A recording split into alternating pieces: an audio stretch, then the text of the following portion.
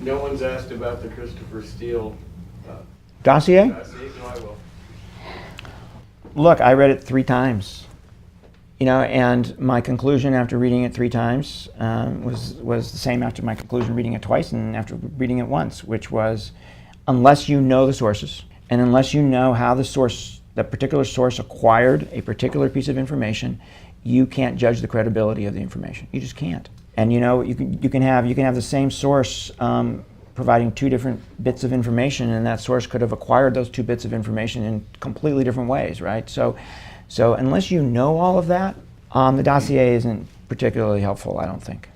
John Cipher said that it contains the kind of leadership information that the agency would take years to acquire, maybe never has acquired, about like inside Putin's inner circle. And for that reason, some of it didn't seem all that credible. Did you read it that way at all?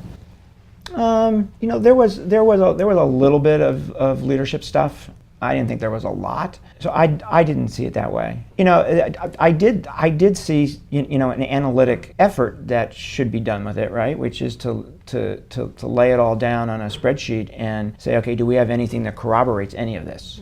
If you do find something that corroborates it, then maybe that's other things that source is telling you is true too. Because Chris was pretty good at laying out, source A, source B, source C. Okay, how did Chris talk to these sources, right? And I've subsequently learned that he used intermediaries, right? I didn't see how there was any way that Chris could have gone to Russia, right, to meet with these guys. And then I asked myself, well, why did these guys provide this information? What was their motivation, right? And I subsequently learned that he paid them, right? That the intermediaries paid the sources and the intermediaries got the money from Chris. And that kind of worries me a little bit, because if you're paying somebody, particularly former FSB officers, right, they're going to tell you truth and innuendo and rumor, and they're going to call you up and say, hey, let's have another meeting. I have more information for you, right? Because they want to get paid some more. So I think you got to take all that in consideration when you think about the dossier too.